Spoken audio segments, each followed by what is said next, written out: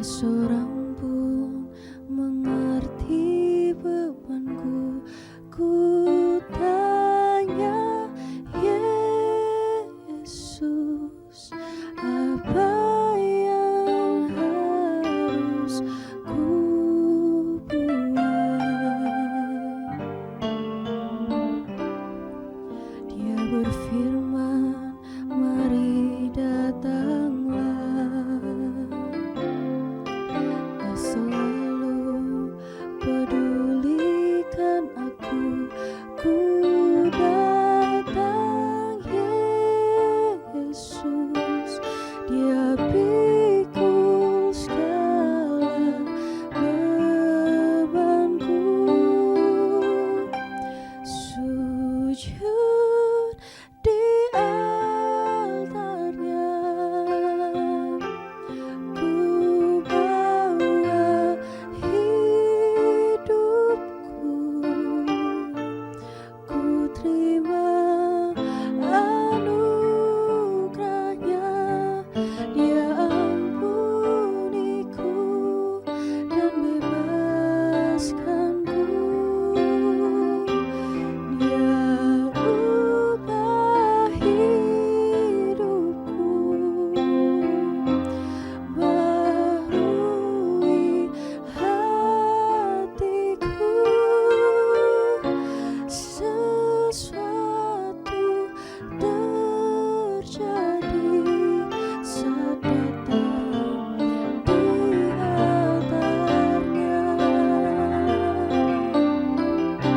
Sujud di altarnya, ku bawa hidupku. Ku terima anugerahnya, Dia ampuniku dan bebaskanku. Dia ubah hidupku, barui hatiku. Sesuatu terjadi saat datang di altarnya. Sesuatu terjadi saat datang di altarnya.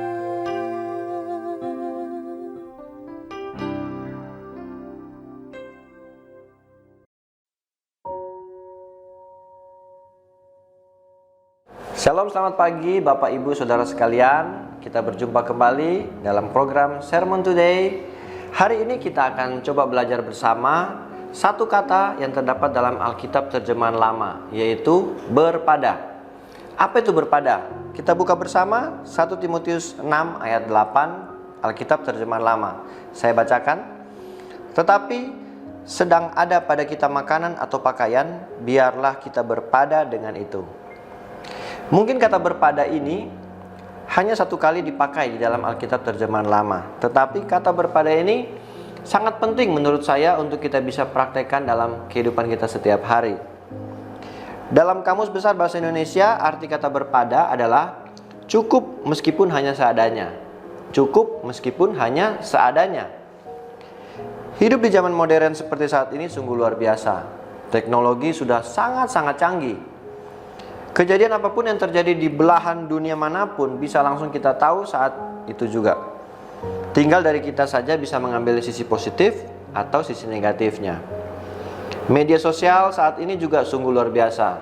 Sebut saja ada 3 aplikasi yang sangat sering kita pakai setiap hari, yaitu WhatsApp, Facebook, Instagram. Nah, dari 3 aplikasi ini banyak sekali hal positif yang bisa kita peroleh. Untuk pekerjaan kita misalkan promosi jualan, bisa juga promosikan bisnis kita bergerak di bidang apa? Oh, jasa interior mungkin, desain grafis, atau kuliner. Banyak sekali sekarang promosi di media sosial.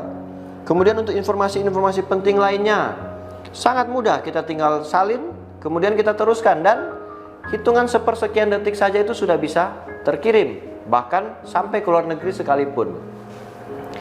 Nah, tetapi dari media sosial pun kita bisa terkena hal-hal negatif. Salah satunya membuat kita tidak bisa berpada. Contoh ya, awalnya kita tidak ingin membeli sesuatu, tetapi karena sering lihat orang-orang posting makanan, mungkin posting baju, tas, mungkin gadget yang terbaru, akhirnya kita jadi membeli hal-hal yang seharusnya mungkin belum menjadi kebutuhan kita. Tidak menjadi masalah jika memang kita punya uang yang lebih untuk barang-barang tersebut. Tetapi yang menjadi masalah jika akhirnya kita menggunakan uang yang harusnya kita pakai untuk kebutuhan lain yang lebih penting. Atau yang lebih masalah lagi, nah sekarang ini dengan mudah ada cara pembayaran yang dicicil, bayarnya bertahap. Bisa cicil bunga 0%, ya, 24 kali pembayaran. Wow. Nah, karena keenakan pikirnya, alah cicilan per bulan paling seberapa sih? Cicil per bulan tidak kerasa. Nah, karena keenakan, akhirnya tiba-tiba kaget, aduh, tidak bisa membayar. Nah, ini mulai sumber masalah dan mulai cari pinjaman sana sini. Mulai menghubungi teman terdekat dan teman terjauh mungkin. Kenapa saya bilang teman jauh? Kadang ada teman tiba-tiba chat di Facebook mungkin. Halo bro, apa kabar? Ah, ini curiga ini, ada apa ini kan? Ternyata mau pinjam uang. Mau dikasih pinjaman, kita juga lagi butuh pinjaman. Maksudnya kita juga lagi butuh uang, ya kan? Mau ndak dikasih pinjam, nanti dibilang tidak mau bantu. Kadang juga ketika kita mungkin ada sedikit lebih kita pinjamkan, awalnya baik-baik. Pas giliran sudah jatuh tempo untuk pembayaran, mulai alasan inilah, alasan itulah, lagi ada kebutuhan ini itulah, tapi posting dia lagi jalan-jalan lah, habis beli sepatu baru mungkin, baju baru. Dan terkadang ketika kita sudah sering menagih, orang yang berhutang itu mulai lebih galak ya, daripada kita yang harusnya itu uang kita.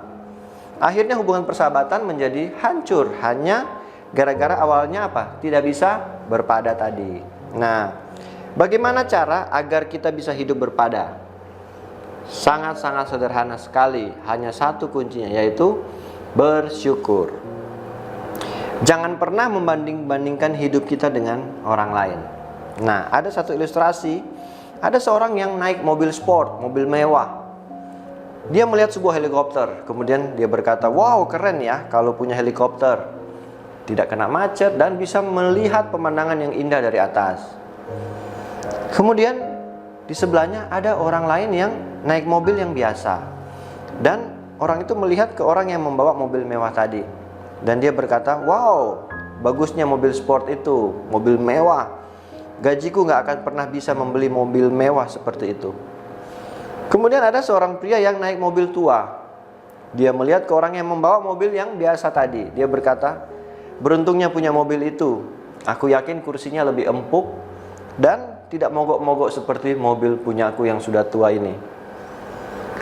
Kemudian ada seorang bapak yang naik sepeda motor. Dan dia melihat ke orang yang naik mobil tua tadi. Dan bapak itu berkata, andaikan saya punya mobil seperti dia, saya tidak akan kepanasan atau kehujanan lagi. Lalu ada orang yang cuma naik sepeda. Dia berkata, dia melihat orang yang naik sepeda motor itu, dia berkata, kalau saja uangku cukup, aku akan membeli motor seperti punya dia. Naik sepeda sangat melelahkan. Nah, kemudian ada seorang yang sedang berjalan kaki. Dan dia melihat orang yang naik sepeda itu, dia berkata, sial ya, kalau saja aku punya sepeda, aku tidak perlu lagi capek-capek jalan kaki seperti ini. Akhirnya ada seorang yang sedang duduk di sebuah kursi roda. Dan dia melihat orang yang berjalan tadi. Dan dia berkata, kenapa ya aku melihat dia kelihatan tidak bahagia. Padahal tubuhnya sempurna, dia bisa berjalan kemanapun dia suka. Dari cerita singkat di atas, masih adakah alasan untuk kita tidak bersyukur? Bersyukur, seperti saya sudah katakan tadi, adalah salah satu kunci agar kita bisa hidup berpada. 1 Tesalonika 5 ayat 18 dikatakan, mengucap syukurlah dalam segala hal, sebab itulah yang dikehendaki Allah di dalam Kristus Yesus bagi kamu. Semoga Bapak Ibu Saudara sekalian, kita bisa selalu bersyukur dan kita bisa berpada. Puji Tuhan, mari kita berdoa. Bapa di surga, terima kasih buat firman-Mu sederhana pagi hari ini, boleh menegur kami, menasihati kami agar kami boleh hidup selalu bersyukur dan kami bisa berpada cukup dengan apa yang ada pada kami saat ini.